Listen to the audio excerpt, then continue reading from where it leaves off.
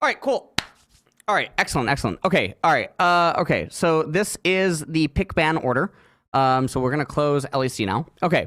All right, so this is Draft Kingdom, or Draft Dystopia, whatever you want to call it, man. It's just going to be me flaming G2.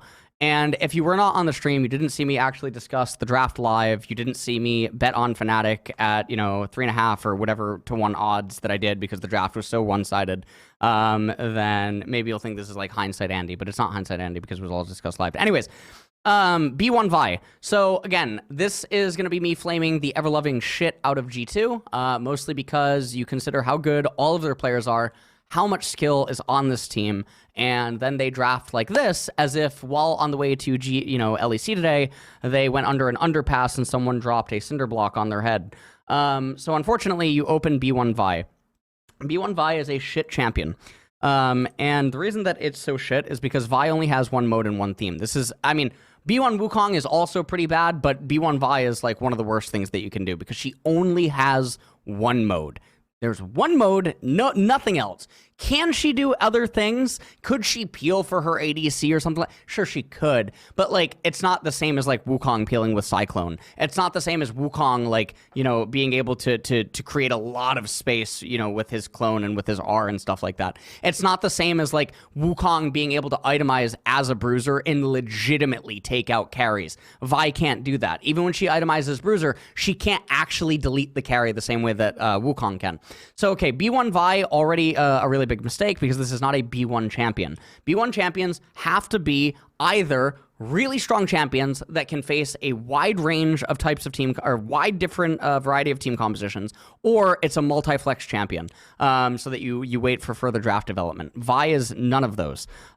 Response here ends up being Rakan, and it ends up being Wukong. Now, Xayah is also banned away. Now, I don't like either of these 2 picks by Fnatic, because I think that these two picks, yes, they can both be kind of mid-rangey champions. Wukong still has the option to be disengagey. Rakan has the option to follow up on engage that Wukong might actually go on. And depending on certain draft developments, they could end up overpowering the enemy draft. But in general, there's not enough of a consistent theme development right here for me to like something like this. Personally, like, yeah, I think like everyone and their mother has forgotten about Morgana. I think that like, early rotating like Morgana would just be a lot more valuable and stuff when letting the draft develop.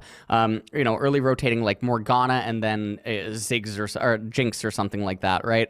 Would just be a lot better because that Vi accompanying any sort of poke comp is just not going to be a very good pairing, and that would be the thing that like Jinx is weakest to. Other types of things that you could do is like Senna variations, right?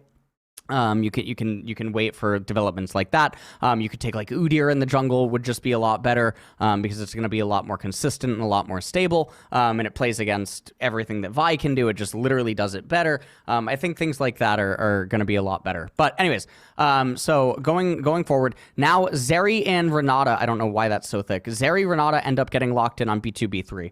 Now, the Zeri and the Renata gets locked in before there's enough known information about the enemy team composition. This means that Renata's actually coming in too early. Renata is a response to really crush a team composition because her pheromones are really, really, really strong versus particular team compositions. When those team compositions don't exist, then you need to have a lot of incentive on the bailout to act as an anti-assassination tool. But there's no development in Fnatic's draft.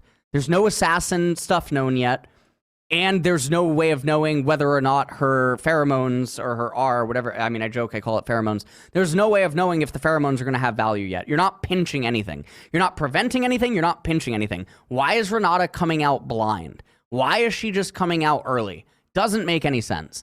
Now, Fnatic find a very old pick, but a very good pick in the Sivir here. This is a champion that can resist the Renata Glasc, very good against the Vi, because again, Vi can't delete her even if Vi goes Bruiser the same way that Wukong can. Sivir can kite back, and Sivir outscales the Zeri. And then Sivir, because of the utility that she provides with their ultimate, plays against Zeri's like ranges to have the ultimate and be able to go over walls and, play with their teammates a little bit better. So Sivir right now, really, really, really good. I would say at this stage of the draft, Fnatic, for the most part, have it in the bag. I would say this is already like 80-20 in this kind of an opening. I think it's very, very, very Fnatic favored with the way that you're going to play out the remainder of the draft. So now the follow-up bans end up being Asol, And there also is a Talia. Now, I think that you could actually take a Soul as Fnatic in a situation like this, but maybe they don't want that much scaling on their team composition, but I think that they could take a Soul on R4. The question is does Humanoid actually play a Soul? Now, another reason that you can take a Soul here is, again, there's not enough reliable lockdown on Fnatic for him, and Miss Glasc is also not super great against Aurelion Soul in just a vacuum. There would need to be more information known. With the Sivir there already, and the fact that they're winning out on support and jungle in regards to how the two team comps are going to play against each other, I think a Soul is a fine pick.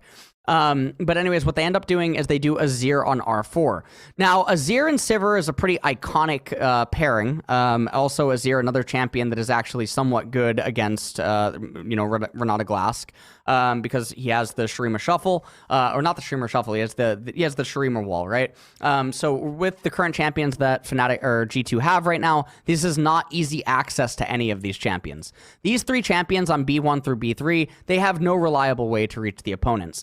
Renata does not have a high enough value with her ultimate because a lot of these champions are not actually touching each other, at the very start of the fight. They might conjoin with one another once the fight actually commences, but by that point, I mean, Miss Glasc is not actually doing what you would want her to do.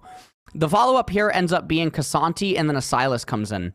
The Sylas makes no sense because, one, he has no ultimates that are of actually any value to him. He's not going to be able to reliably get any flanks on these champions. There's not good follow-up from Sylas on like a Vi engage or anything. The bailout on Sylas doesn't have a whole lot of value either. And now what is the team comp really doing?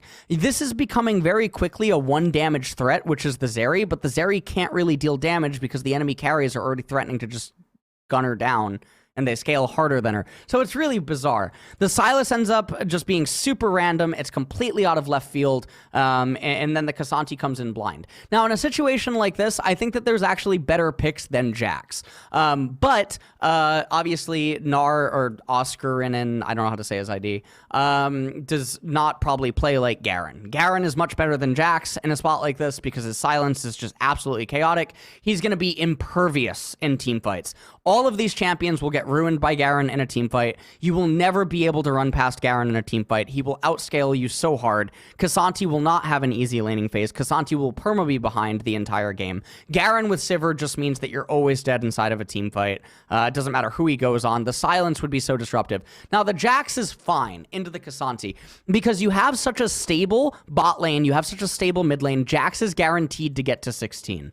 And Jax at 16 in a game like this, with his approach angles, etc., he's going to be way too tanky. No one's going to be able to bring him down. And then because G2 has a one damage threat team composition, I mean, there's not enough. There's not enough that Hans Sama is going to be able to do inside of the game.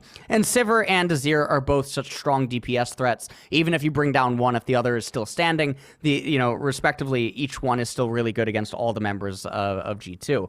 So the drafts here are really bizarre. So let's go now to B4, B5, and then let's think about how can we salvage this current draft state. So you're against Azir, you have bailout on Renata, but the problem is that you're sort of running into them, and everything just feels really bad.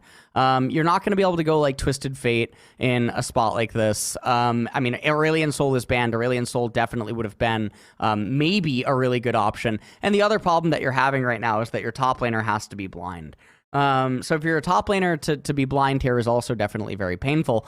Now the thing is are you really going to try to pivot poke in a situation like this and go Ziggs or something against the Azir? I mean, ideally that's what you would want to do, but now why do we have the B1 through B3 that we have? If Azir is going to cause these kinds of problems for us. Now, they don't have a lot of reliable CC on the enemy team, but I think Kostaden is too nerfed in order to take Kostaden in a spot like this. So I don't think that Kostaden is really an answer. Anivia, I think in a spot like this, you do just get outranged. You can't really play the game, so Anivia is not really an option either in a spot like this. I don't think that you can go like Seraphine unless like your top laner is just cracked out of his mind and he's willing to play like something, even if it's a disadvantageous matchup. I don't think that you're going to be able to do something like that. And then again, because you have Bruiser Vi, if the jungler was different or the support was different, I think that there would be a lot more options that you would have available. But I think at this point, you just need to actually sin and you need to play with the bailout and the Vi R. That's the only thing that I can think of. So I think that you have to go, unironically, Akali, probably in this situation. And then what do you actually end up going in top lane? So you have to go Akali, I think, in this spot. And then in addition to Akali, you need something else that can sort of part the veil and make an engage. You might have to actually just like blind Kled or something, because you have to at least be on theme. Being on theme is probably the best chance that G2 actually has at winning the game. Trying to do any sort of pivots won't make any sense, but at least your champions, in addition to being on theme, they have to make sense against the enemy champions, right? So now you need another top laner that's going to end up being blind. Alternatively, what you could do is you could maybe try to go like Corki. You could maybe try to play like Corki, and then you could try to, blind GP and be willing to fall behind, right? And this way you could try to scale this way.